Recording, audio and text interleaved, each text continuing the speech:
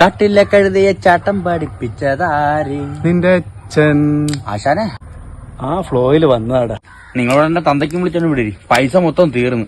നീ ഏതെങ്കിലും ഒരുത്തം വരട്ടെ, നമുക്ക് പിടിച്ചു പറിക്കാം. അതേ നടക്കും. കഴിഞ്ഞ ആഴ്ച കൈവെട്ടിയ പൈസ എല്ലാം തീർത്താടാ. കോപ്പ് നിങ്ങൾക്ക് 2 ലിറ്റർ സാധനം വേണമല്ലേ? അത് മൊത്തം കുടിച്ചങ്ങ് തീർത്ത.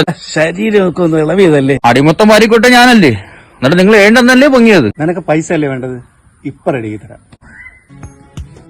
തോരര വരുന്നുണ്ട്. ഇവിടെ വാടാ. നിന്നെ തന്നെ. എന്തെണ്ണ അണ്ണനാ? ആശാന്ന് പറടാ. ആശാനെ എന്നെ ഒന്നും ചെയ്യരുത്. കണ്ണിച്ചോരല്ലാത്ത എന്റെ ആശാൻ എടുത്താടാ. അയ്യോ, അത് വിറ്റാമിന്റെ കുറവാണ്, കോപ്പാണ്. 10 വരെ വെട്ടിക്കൊള്ളുന്ന ഒറ്റയ്ക്ക് കണ്ടവനാണ് എന്റെ ആശാൻ. എറുമ്പ്. അയ്യോ, എറുമ്പല്ല, ഉറുമ്പ്. അണ്ണാ ഒരു കാര്യം പറഞ്ഞോട്ടെ. എന്തോന്ന് അണ്ണാ? ആ ഉറുമ്പിനൊരു കുടുംബമല്ലേ അണ്ണാ? അതിന്റെ 2 കൊച്ചു കുഞ്ഞുങ്ങളൊന്ന് ചിന്തിച്ചു നോക്കിയാണ്.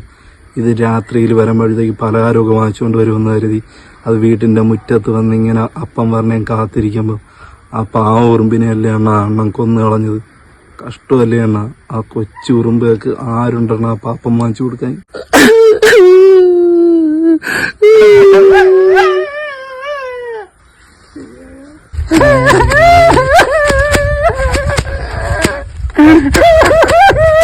അയ്യേ, എന്നാ 10 രൂപ, 2 പേരും കൂടെ പോയി സിപ്പ് വാങ്ങിച്ചു കൂടി. ആശാനെ, അവൻ നമുക്ക് സിപ്പപ്പ് കുടിക്കാൻ പൈസ തന്ന ആശാനെ.